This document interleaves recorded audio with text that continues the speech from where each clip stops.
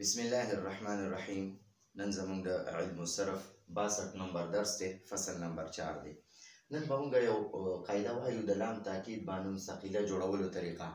دا به انشاءالله مونږ لام تاکید بانون ثقیله به مونږ څنګه جوړو. نو دلته ما ښکته ګردانون لیکلی دی، ساده د مضارع ګردان مې لیکلی دی، او دې سره به مونږ لام تاکید څنګه لګو او نون ثقیله به ورسره څنګه لګو. نو راځئ بورډ طرف ته ځو. د مضارع مثبت هغې ته وایي چې یاره په دې کې کار شوی وي، ټیک شوه، منفي نه وي.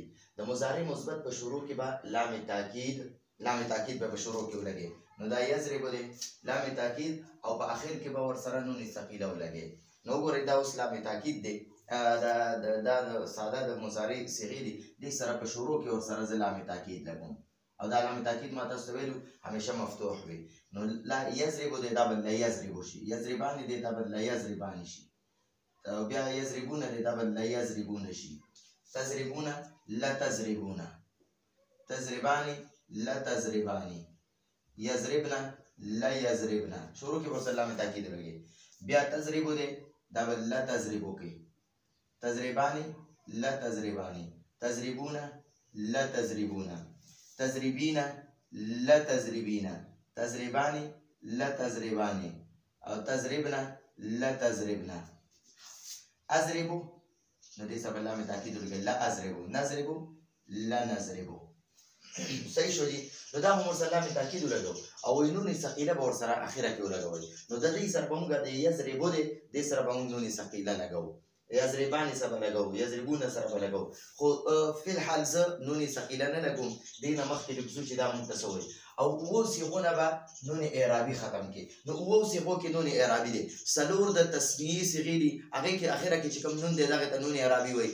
دوه د جمع مذکر صیغې دي، هغې کې یضربونه تضربونه، په دې کې چې کوم نون مفتوح دی، نو دغې نون ته اخري چې کوم نون دی دغې ته نون اعرابي وایي. او تضربین واحد مؤنث صیغې کې چې کوم نون دی نو هغې ته نون اعرابي وایي. نو دا ته اوس وایي د اوو صیغونه به نون اعرابي ختم کړي. نو څلور د تسنیې صیغې دي، ګوره یضربانې، بیا تضربانې، بیا تضربانې، بیا تضربانې، دا څلور خو د تسنیې صیغونه نون اعرابي ختم شو.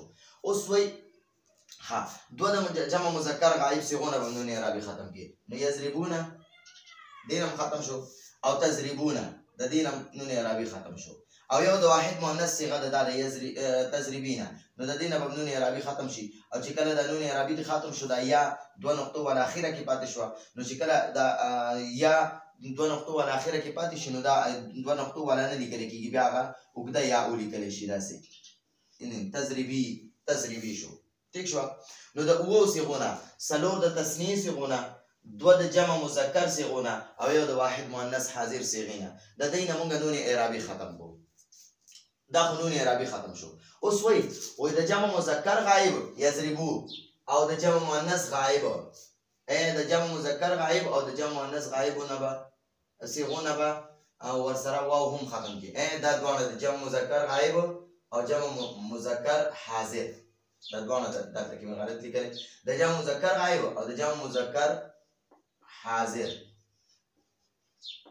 دې دوه صيغونه به ورسره د یضربونه دې نه موږ نون اعرابي ختم کو، نو لا یضربو پاتې شو. اوس په د دې نه دا واو هم ختم کړي، د جمع مذکر غایب نه هم دا واو ختم کړي، او د جمع مذکر حاضر نه هم، د جمع مذکر غایب نه هم واو ختم شو، او د جمع مذکر حاضر نه واو ختم شو.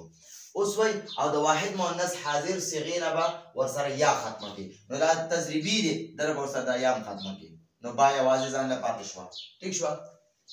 د جمع مؤنث غایب او د جمع مؤنث حاضر صيغو سره به الف ولګي.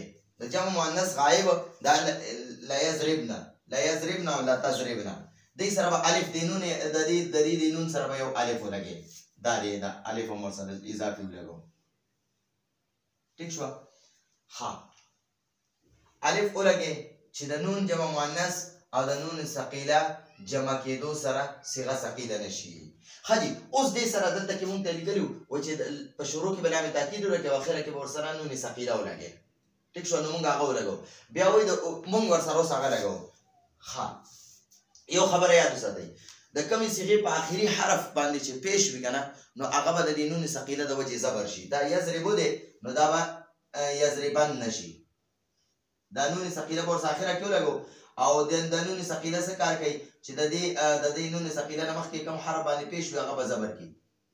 نو لا یضربن ټیک شو او لا یضربان د دې نون عربي ختم شوی دی سره به دغه ولګي نون ثقیله ولګي او دا لا یضربن ټیک شو. دا لا تضربو دی نو د اخره کې به نون ثقیله ولګي او د نون ثقیله نه مخکې چې پیش یا به زبر شي نو لا تضربن به شي. لا تضربان دی او دا لا یضربن دې سره به نون ثقیله ولګي ټیک شو. بیا لا تضربو دته اخره کې پیش دی دا به زبر شي او نون ثقیله به ورسره ولګي. د نون ثقیله نه مخکې چې پیش وي هغه زبر کېږي. لا تضربان دی دا به لا تضربان نشي او دا لا تضربونه نو دا به لا تضربن شي. لا تضربن به دا شي دې سره به نون ثقیله ولګي. لا تضربان سره به نون ثقیله ولګي او لا تضربنان سره به نون ثقیله ولګي. لا اضرب دی د سره چې کله نون ثقیله ولګي نو دا د نون ثقیله نه مخکې حرف باندې به زبر شي لا اضربن او لا نضرب دی د سره چې نون ثقیله ولګي نو دا پیش به زبر کی لا نضربن. خجی دا خو ورسره نون ثقیله لام تاکید مونږ ولګو نو د اوبو صیغونه دغه مونږ لرې کو نون عربي ختم شو د دوه جمع مؤنث صیغې چې دي هغې سره الف مو لګو بیا مو ورسره ټولو سره اخره کې نون ثقیله ولګو نون ثقیله مو لګو ها او دغه چې دی د جمع مؤنث صیغو سره د جمع مؤنث دوه صیغې دي یضربو او تضرب یضربن او تضربنا. یضربن سره مونږ الف لګو نو یضربنان شو او تضربنا سره مونږ الف لګو نو تضربنان شو ټیک شو. اوس تا ته وایي د دې الف ته الف فاصل وایي. دا یضربن او تضربنا سره چې مونږ کوم الف لګو یضربا او یضربنا او تضربنا دې ته الف فاصل وایي. فاصل معنی جدایي راوستو وایه ځکه چې دا الف په نون جمع مؤنث او نون تاکید کې جدایي راولي. نو ګورئ دا چې کوم دی که نه یو دا صیغه شوه دې سره مونږ الف ولګو یضربنا او تضربنا دې سره دا الف مو لګو او ورسره دا نون ثقیله مو ولګول ټیک شوه. ها اوس تا ته وایي د نون ثقیله نه مخکې شپږو صیغو کې الف وي نو شپږو صیغو کې الف دی. څلور د تثنیې صیغې دي لا یضربان لا تضربان لا تضربان لا تضربان دي. نو دې کې ګورئ د دې نون ثقیله نه مخکې دا الف دی د دې نون ثقیله نه مخکې الف دی د دې نون ثقیله نه مخکې الف دی د دې نون ثقیله نه مخکې الف دی. نو تا ته وایي شپږو صیغو کې الف وي یعنې څلور د تثنیې صیغې شوې نو تثنیې صیغو کې مې د نون ثقیله نه مخکې الف ولګو او دوه د جمع مؤنث غایب او د جمع مؤنث حاضر صیغو کې الف لګي. نو ګورئ یو دا دغه دی لا یضربنان دی او یو لا تضربنان دی. نو د دې نون ثقیله نه مخکې الف دی او د دې نون ثقیله نه مخکې الف دی. نو اوس تا ته وایي او د جمع مذکر غایب او د جمع مؤنث مذکر حاضر صیغو کې د نون ثقیله نه مخکې پیش وي. نو ګورئ دا لا یضربن د دې نون ثقیله نه مخکې پیش دی او لا تضربن د دې نون ثقیله نه مخکې پیش دی. او د واحد مؤنث حاضر صیغې کې د نون ثقیله نه مخکې زیر وي. نو ګورئ دا د دې لا تضربن د دې نون ثقیله نه مخکې زیر دی ټیک شوه. خدای او باقی واحد مذکر غایب واحد مؤنث غایب واحد مذکر حاضر او د متکلم په دوانو صیغو کې د نون ثقیله نه مخکې زبر وي. نو تا ته وایي ګوره دا دوه د متکلم دوه صیغې دي دا دوه نو د دې نون ثقیله نه مخکې زبر دی لا اضربن او د دې نون ثقیله نه مخکې زبر دی لا اضربن. ها او د توحید واحد مذکر حاضر صيغه او غائب صيغه نو دلته کې قانون ثقيله مخکې زبر دی لا تضربن واحد مؤنث غائب صيغه سره د نون ثقيله مخکې زبر دی او لا تضربن د واحد مذکر حاضر صيغه سره د نون ثقيله مخکې دا زبر دی.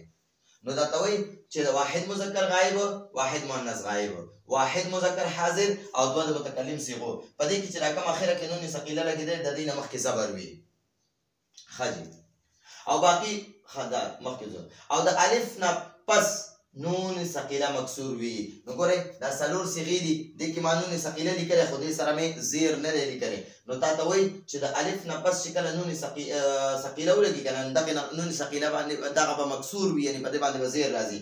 یضربانې تضربانې تضربانې تضربانې یضربنان تضربنان. نو ګورئ دا یضربا دلته نون ثقيله نه مخکې الف دی، نو دې نون ثقيله باندې به زیر راځي.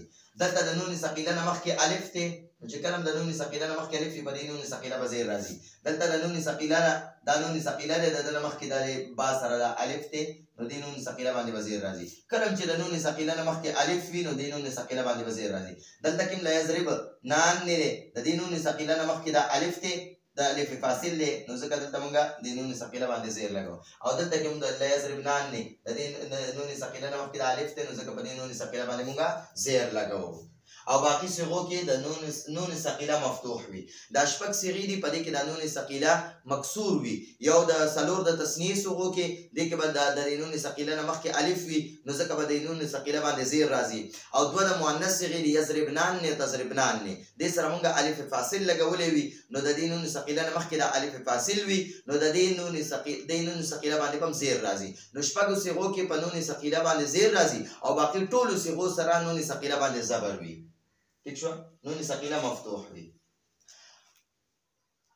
د نون خفيفه هم داسې قاعده ده چې څنګه دا اوس د بره قاعده وویله شوه د نون خفيفه د ثقيله، همدغه شی د نون ثقيله هم ده، د خفيفه هم ده. څنګه چې د نون ثقيله قاعده وویله داسې د نون خفيفه قاعده هم ده.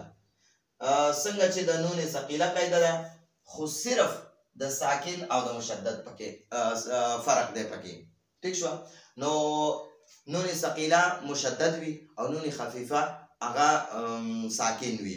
نون ثقيله څوارلس صيغو سره لګي، او نون خفيفه صرف اتو صيغو سره لګي. د تثنیې څلور صيغو سره نه لګي، او د جمع مؤنث دوه صيغې دي، یو جمع مؤنث غایب یو جمع مؤنث حاضر. د شپږو صيغو سره د نون خفيفه نه لګي، باقي اتو صيغو سره نون خفيفه لګي. او نون ثقيله ټولو صيغو سره لګي، خو صرف دغه شپږ صيغې چې کوم شپږو صيغو سره نون ثقيله کوم شپږو صيغو سره چې نون خفيفه نه لګي کنه، دغه شپږو صيغو کې نون ثقيله مکسور وي، زیر وي. ٹھیک شو؟ او دا باقي شپږو اته صيغې چې په دې کې نون ثقيله مفتوح وي، دا شد ولا نون دا په د باندې زبر وي. ٹھیک شو؟ نو دا زموږ د نن ورځې درس، راتلونکي درس پورې اجازه غواړو. هذا هو المرام، والله اعلم بحقيقة